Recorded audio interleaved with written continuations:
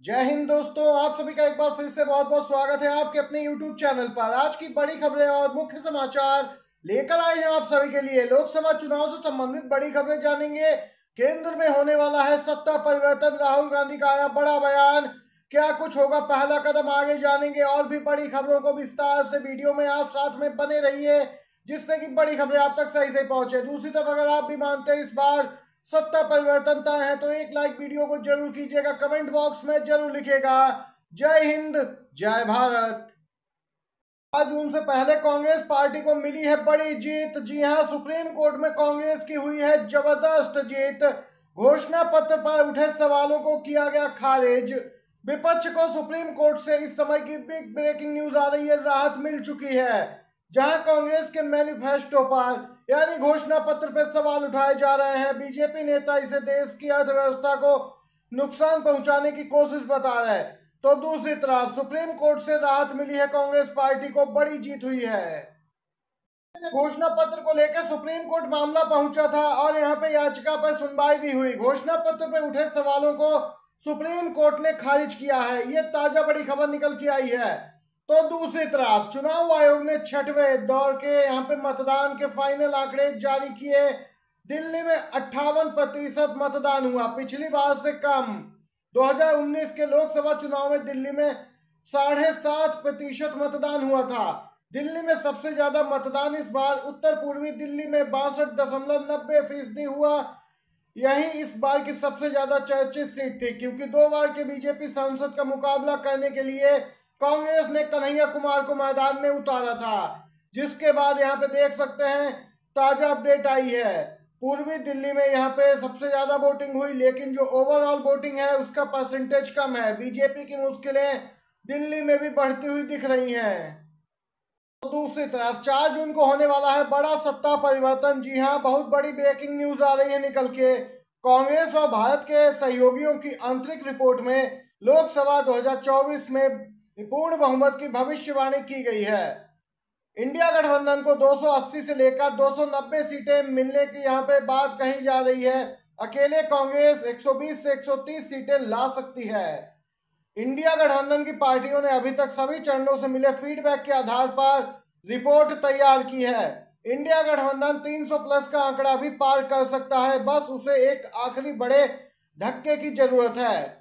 यह बहुत बड़ी बात है। 4 जून को एक ऐतिहासिक जीत इंडिया गठबंधन का इंतजार कर रही है, जहां पर प्रधानमंत्री की विदाई तय है, बीजेपी की सत्ता से विदाई तय है और यहां पे केंद्र में नई सरकार आएगी। इंडिया गठबंधन की सरकार पूर्ण बहुमत की सरकार होगी।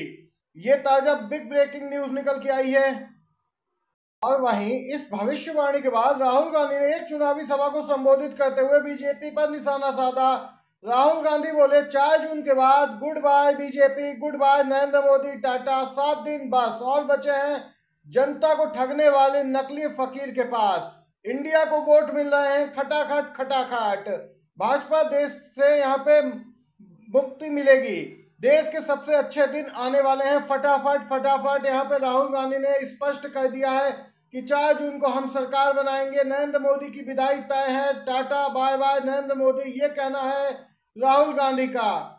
तो दूसरी तरफ मल्लिकार्जुन खड़गे ने अंतिम चरण की लड़ाई यानी 7वें चरण के लिए पूरी ताकत झोंक दी है। चुनाव प्रचार जोरों से कर रहे हैं कांग्रेस के राष्ट्रीय अध्यक्ष।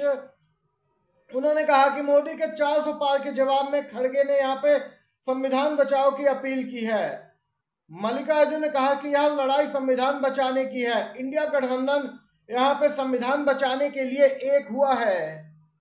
वहीं दूसरी तरफ कुछ राजनीतिक विशेषज्ञ भी मानने लगे हैं कि इस बार बीजेपी की कोई लहर नहीं है। जी हाँ, CSDS सर्वे करने वाले विशेषज्ञ मानते हैं कि नहीं लगता इस बार कोई बीजेपी की लहर है, सिर्फ छोटी छोटी तरंगे हैं। एक के राज्य में बीजेपी के लिए तरंग तो पड़ोसी राज्य में दूसरी पार्टी की तरंग है, और ये एक दूसरे को कैंसिल कर रही हैं तरंगे।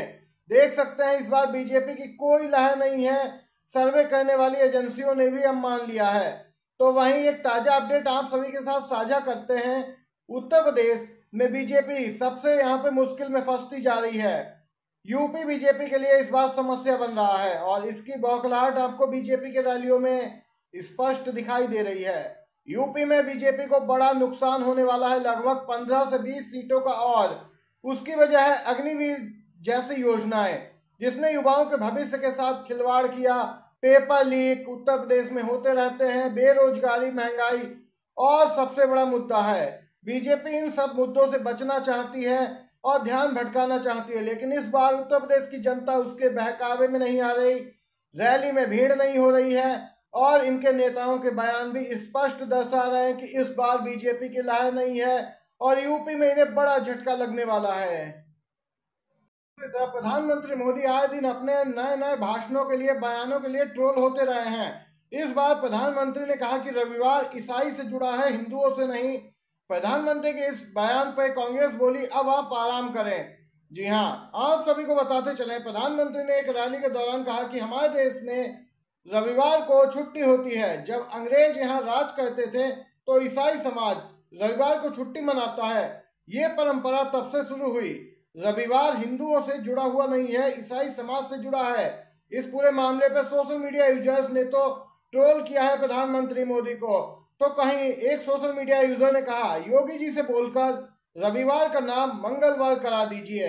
इस प्रकार के यहाँ पे प्रतिक्रिया दे रहे हैं सोशल मीडिया यूजर्स। प्रधानमंत्री को जबरदस्त तरीके से ट्रोल किया जा रहा है। स्पष्ट दर्शा रहे हैं प्रधानमंत्री के बयान की इस बार वह भी जान गए हैं कि सत्ता में वापसी नहीं करने वाले, तीसरी बार प्रधानमंत्री नहीं बनने वाले। ताजा बड़ी खबर निकल के आ रही है, कांग्रेस पार्टी ने प्लान बी तैयार कर रखा है। जी हां, किसी भी पार्टी को बहुमत न मिलने की स्थिति में कांग्रेस के पास ब्रह्मास्त्र है। कांग्रेस प्रधानमंत्री पद भी त्याग सकती है। कांग्रेस अपने किसी भी सहयोगी को प्रधानमंत्री की कुर्सी दे सकती है। और यहाँ पे खास तौर से आपको बताते चले, बीजेपी में तो ये पद खाली नहीं है और इंतजार है 4 जून के बाद जनादेश का। इंडिया अलायंस का जो प्लान बी है वह मोदी का खेल खराब कर सकता है। प्लान ए तो राहुल गांधी या फिर मल्लिकार्जुन खड़गे को पीएम बनाना है, लेकिन 272 में कुछ कमी पड़ती है और इसके लिए यहाँ पे प्लान बी भी तैयार है। प्लान बी के अनुसार शरद पवार को आगे किया जा सकता है, क्योंकि उनके नाम पर नीतीश कुमार, नायडू, देवगौड़ा, अकाली दल, शिंदे गुट और अजीत पवार गुट का भी समर्थन मिल सकता है। शरद पवार काफी लोकप्रिय भी हैं नेताओं में और इन पार्टियों के बीच, और यहाँ पे शरद पवार को मैदान में उतारकर बीजेपी के लिए मुश्किलें खड़ी कर सकती है कांग्रेस। तो दूसरी तरफ आरजेडी सुप्रीमो लालू यादव का बड़ा बयान आया है। राहुल गांधी, तेजस्वी यादव ने कई सभाओं को बिहार में संयुक्त रूप से संबोधित किया। इसी क्रम में आप सभी को बताते चले, आरजेडी सुप्रीमो लालू यादव का जो बयान आया है काफी महत्वपूर्ण हो जाता है। लालू यादव बोले हैं 4 जून को इंडिया की सरकार बनेगी, नरेंद्र मोदी का सफाया हो गया है, 7वें और अंतिम चरण का मतदान बाकी है और बयानबाजी तेज होती जा रही है। लालू यादव का बयान काफी महत्वपूर्ण हो जाता है। ऐसे में अगर आप भी सहमत हैं इस बयान से तो एक लाइक वीडियो को जरूर कीजिएगा, चैनल पर नए हैं तो सब्सक्राइब कीजिएगा। ये आज की सभी बड़ी खबरें पहुंचाई आप तक। वीडियो देखने के लिए आप सभी का धन्यवाद।